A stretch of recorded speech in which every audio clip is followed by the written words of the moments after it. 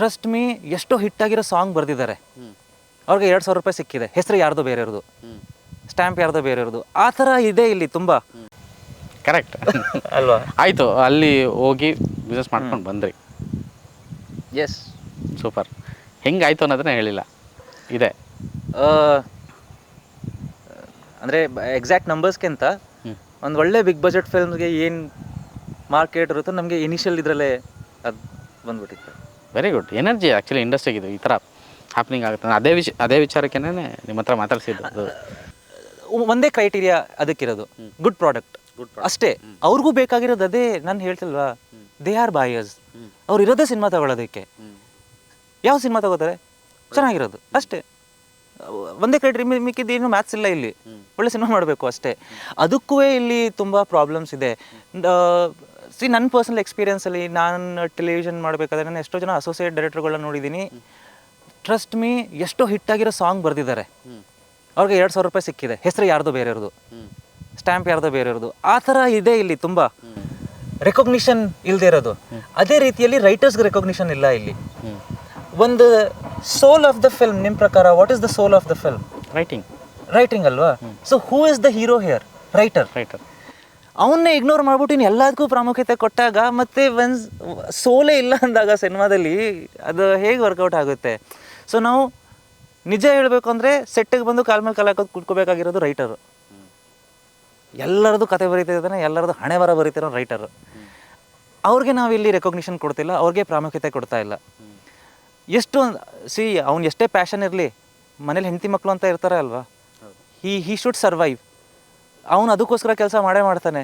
ಎಷ್ಟು ಅಂತ ಅವನು ಸಹಿಸ್ಕೋತಾನೆ, ಎಷ್ಟು ಅಂತ ಈ ಜೀವನದ ಜಂಜಾಟದಲ್ಲಿ ಅವನು ಹೋರಾಡ್ತಾನೆ. ಆಮೇಲೆ ನೆಕ್ಸ್ಟ್ ಬೇರೆ ಯಾವುದೋ ಇಂಡಸ್ಟ್ರಿಗೆ ಹೋಗ್ತಾರೆ, ಆಮೇಲೆ ನಾವೇ ಬೈಕೋತೀವಿ, ಬೇರೆ ಇಂಡಸ್ಟ್ರಿಗೆ ಹೋಗ್ಬಿಡ್ತಾರೆ, ದುಡ್ಡು ಕೊಡ್ತಾರೆ ಅಂತ. ಹಂಗಂತ ಇಲ್ಲಿ ಹಸ್ಕೊಂಡು ಸಾಯೋಕ್ಕಾಗುತ್ತಾ? ಅಲ್ವಾ? ಎಷ್ಟೇ ದೇಶ ಪ್ರೇಮ ಇರಲಿ, ಮನೆ ಹೆಂಡತಿ ಮಕ್ಕಳು ಅಂತ ಬಂದಾಗ ಅವರು ನೋಡ್ಬೇಕು ತಾನೆ. ಅವ್ರು ನಂಬ್ಕೊಂಡು ಬಂದಿರೋದು, ನಿಮ್ಮ ಕೆಲಸ ನಂಬ್ಕೊಂಡು ಬಂದಿಲ್ಲ ಅವರು. ಸೊ ನೀವು ಅವ್ರಿಗೋಸ್ಕರ ಮಾಡಲೇಬೇಕಲ್ಲ. ಸೊ ನಾವು ರೈಟರ್ಸ್ಗೆ ಆ ಥರ ಇಂಪಾರ್ಟೆನ್ಸ್ ಕೊಡ್ತಾ ಇಲ್ಲ ಇಲ್ಲಿ. ಸೊ ಅದು ಒಂದು ಎಲ್ಲೋ ಮೈನಸ್ ಆಗ್ತಿದೆ ಅಂತ ನನ್ನ ಪ್ರಕಾರ. And yes, it's business. But ಪ್ರತಿಯೊಬ್ಬರು ಬಿಸ್ನೆಸ್ಸೇ ಮೈಂಡಿಗೆ ಇಟ್ಕೊಂಡು ಬಂದಾಗ ಇಟ್ ವಿಲ್ ನಾಟ್ ವರ್ಕ್. ಅಂದರೆ ದುಡ್ಡು ಹಾಕಿ ದುಡ್ಡು ತೆಗೆದುಬಿಡ್ತೀನಿ ಅಂತ ಬಂದಾಗ ನಂಬರ್ ಆಫ್ ಪ್ರೊಡಕ್ಷನ್ ಜಾಸ್ತಿ ಆಗೋಗುತ್ತೆ. ಬಟ್ ಕನ್ಸ್ಯೂಮರ್ಸು ಅಷ್ಟೇ ಇರಬೇಕಲ್ಲ. ಒಂದು ಮಿಡಲ್ ಕ್ಲಾಸ್ ಫ್ಯಾಮಿಲಿ ಹಬ್ಬ ಅಂದರೆ ತಿಂಗಳಿಗೆ 2 ಸಿನಿಮಾ ನೋಡ್ಬೋದು, 3 ಸಿನಿಮಾ ನೋಡ್ಬೋದು. ಅವ್ರು ತುಂಬ ಫೇವ್ರೇಟ್ ಆಗಿದ್ದಾಗ ಮಾತ್ರ ಜಾಸ್ತಿ ಸಿನಿಮಾ ನೋಡ್ತಾರೆ.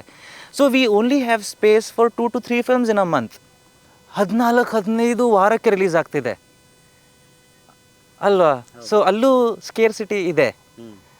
ಸೊ ಇದಕ್ಕೆ ಅಂತ ಒಂದು ಪ್ರಾಪರ್ ಚಾನಲೈಸಿಂಗ್ ಇಲ್ಲ, ಒಂದು ಪ್ರಾಪರ್ ಸಿಸ್ಟಮ್ ಇಲ್ಲ, ಒಂದು ಪ್ರಾಪರ್ ಬಾಡಿ ಅಂತ ಇಲ್ಲ who can channelize this, who can take care of this. ಇಂಜಿನಿಯರಿಂಗಲ್ಲಿ ಸ್ಕೋಪ್ ಇದೆ ಅಂದ ತಕ್ಷಣ ಬರೋರು ಇಂಜಿನಿಯರಿಂಗ್ ಮಾಡಿಬಿಟ್ರೆ 100 ಜನ ಇರೋ 10 ವೇಕೆನ್ಸಿಗೆ ಇನ್ನು 90 ಜನ ಇಂಜಿನಿಯರಿಂಗ್ ಬೈಕೋತಾ ಇರ್ತಾರೆ ತಾನೆ. ಹೌದು, ಇಂಜಿನಿಯರಿಂಗ್ಗೆ ಸರಿ ಇಲ್ಲ ಅಂತ. ಬಟ್ ಇಂಥ ಇದರಲ್ಲೂ ಆ 10 ಸೀಟ್ ಸಿಗೋದು ಯಾರಿಗೆ? The best 10. So either be in the best 10 list or just choose something else. ಇದು ನನ್ನ ಪ್ರಕಾರ ಸಿಂಪಲ್ ಮ್ಯಾಥ್ಸ್ ಇದು. ರಾಣಿ ಜೊತೆ ಆಮೇಲೆ ಇನ್ನೊಂದು ಅಂದರೆ ಮೇ ಬಿ ರಾಣಿ ಕ್ಯಾರೆಕ್ಟರ್ ಹಿಂಗೆ ಇದೆ ಅನ್ಸುತ್ತೆ ಸಿನಿಮಾಲಿ. ಅದು ಸ್ವಲ್ಪ ಕಡಿಮೆ ಮಾತಾಡುತ್ತೆ, ಕಡಿಮೆ ಒಳಗಡೆ ಇಟ್ಕೊಳಕ್ಕಾಗಲ್ಲ. ಇರೋದನ್ನ ಇದ್ದಂಗೆ ಹೇಳ್ಬಿಡ್ಬೇಕು. ಒಂದು ಅಂದರೆ ಡೈರೆಕ್ಟರ್ ಅಷ್ಟೇ ಮತ್ತು ಟೀಮ್ ಅಪ್ ಆಗಿರೋ ನಿಮ್ಮ ಇಡೀ ಟೀಮ್ ಒಂದು ಹಸಿವಲ್ಲಿ ಒಂದು ದಿ ಬೆಸ್ಟ್ ಕೊಡಲೇಬೇಕು ಅನ್ನೋ ಒಂದು ಇಂಟೆನ್ಷನಲ್ಲಿ ಮಾಡಿರುವಂಥ ಕಂಟೆಂಟ್ ಇದು. ಒಂದು ಜಸ್ಟ್ ಪ್ರಿವ್ಯೂ ಹೇಳೋ ಥರದ್ದಾದರೆ, ಅಂದರೆ ಒಂದು ಮೈಂಡ್ ಸೆಟ್ಟಿಗೆ ಆಡಿಯನ್ಸ್ಗೆ ಏನು ಹೇಳ್ತೀರಾ? ಒಂದು ಫ್ಯಾಮಿಲಿ ಓರಿಯೆಂಟೆಡ್ ಸಿನಿಮಾ ಇದು. ತುಂಬ ನೀಟಾಗಿ ಹೇಳಬೇಕು ಅಂದರೆ ಒಂದು ಫ್ಯಾಮಿಲಿ ನೋಡೋವಂಥ ಸಿನಿಮಾ. ಆ ಫ್ಯಾಮಿಲಿಯಲ್ಲಿ ಪ್ರತಿಯೊಂದು ವರ್ಗಕ್ಕೂ ಇದು ನಾನೇ ಅನ್ನೋ ಕ್ಯಾರೆಕ್ಟ್ರು. ಏನಕ್ಕಂದರೆ ಕನಸು ಅನ್ನೋದು ಪ್ರತಿಯೊಬ್ಬರಲ್ಲೂ ಇದ್ದೇ ಇರುತ್ತೆ. ಅದನ್ನು ಪಡಿಬೇಕು ಅನ್ನೋ ಹಠ ಕೆಲವ್ರದ್ದು ಕಡಿಮೆ ಜಾಸ್ತಿ ಅನ್ನೋದು ಇರುತ್ತೆ. ಬಟ್ ಆ ಕನಸು ಅನ್ನೋದು ಇದ್ದೇ ಇರುತ್ತೆ. ಆ ಕನಸು ನಿಮ್ಮಿಂದ ಕಿತ್ಕೊಂಡಾಗ ನೀವು ರಾಣಿ ಥರನೇ ರಿಯಾಕ್ಟ್ ಮಾಡ್ತೀರಾ, ಅದಂತೂ ನಿಜ. ಲೈಕ್ ಸೊ ಪ್ರತಿಯೊಬ್ಬರಿಗೂ ಅದು ಕನೆಕ್ಟ್ ಆಗುತ್ತೆ. ಆ್ಯಂಡ್ ಮೇಜರ್ಲಿ ಇಮೋಷನ್ ವೈಸ್ ನನಗೆ ನನ್ನ ಆ್ಯಕ್ಷನ್ಗೆ ಪರಿಚಯ ಆಗಿಲ್ಲ ಜನಕ್ಕೆ ಇನ್ನೂ.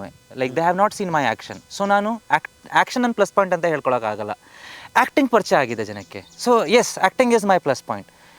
ಸೊ ನಾನು ಎಷ್ಟು ಆ್ಯಕ್ಷನ್ ಆಗಿ ಇದನ್ನು ನೋಡ್ತಿದ್ನೋ ಅಷ್ಟೇ ಪರ್ಫಾರ್ಮೆನ್ಸ್ ಓರಿಯೆಂಟೆಡ್ ಕೂಡ ಈ ಸಿನಿಮಾನ ನೋಡ್ತಿದ್ದೆ.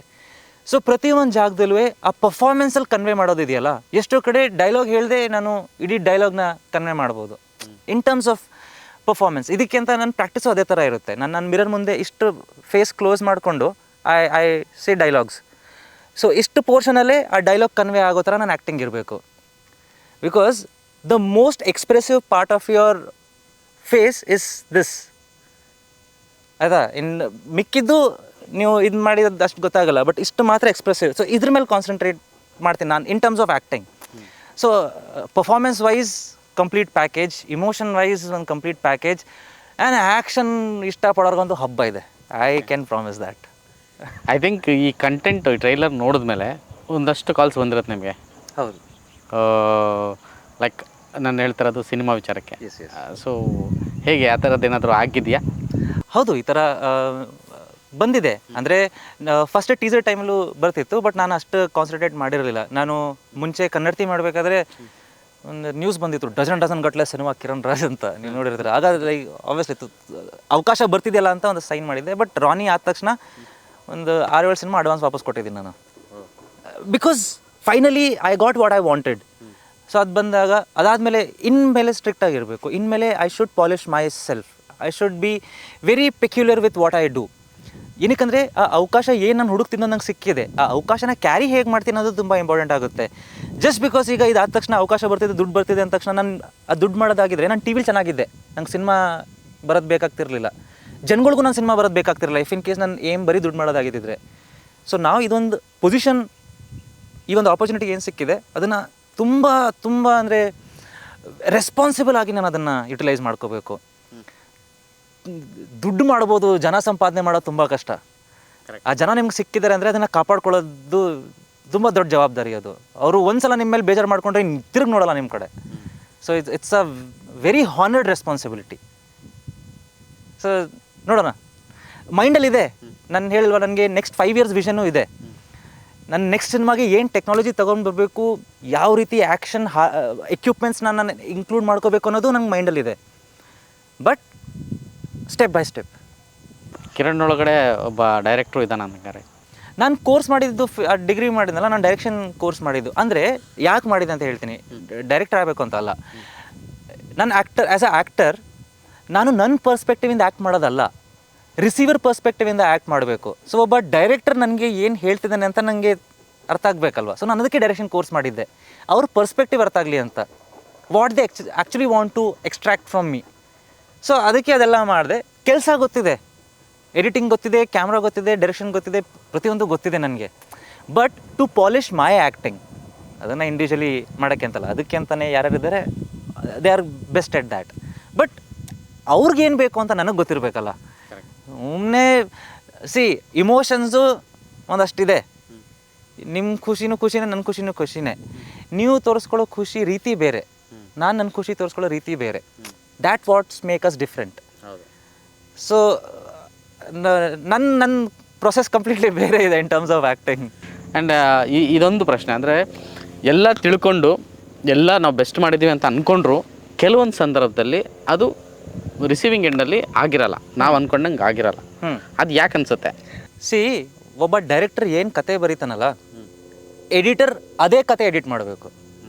ಮ್ಯೂಸಿಕ್ಕು ಅದೇ ಕತೆನ ಮ್ಯೂಸಿಕ್ ಥ್ರೂ ಹೇಳಬೇಕು, ಪರ್ಫಾರ್ಮೆನ್ಸ್ ಥ್ರೂ ಅಷ್ಟೇ ಕತೆ ಹೇಳಬೇಕು. ಆಗ that makes a perfect thing. ಯಾವುದೋ ಒಂದು ಮಿಸ್ ಆದ್ರೂ ತುಂಬ ಅನ್ಈವನ್ ಆಗುತ್ತೆ ಅದನ್ನು ನೋಡೋದಕ್ಕೆ. ನಿಮಗೆ ಸೀನ್ ಏನೋ ನಡೀತಿದೆ, BGM ಏನೋ ನಡೆದಾಗ ರಿಸೀವಿಂಗ್ ಮೈಂಡ್ ಇರುತ್ತಲ್ಲ, ಡಿಸ್ಟರ್ಬ್ ಆಗುತ್ತೆ. Because 2 different frequency all together mind ಹೋಗ್ತಾ ಇದ್ದಾಗ ಯು ಡೋಂಟ್ ಲೈಕ್ ಇಟ್. ತುಂಬ ಸೂಕ್ಷ್ಮ ಇದೆ ಇದರಲ್ಲೆಲ್ಲ.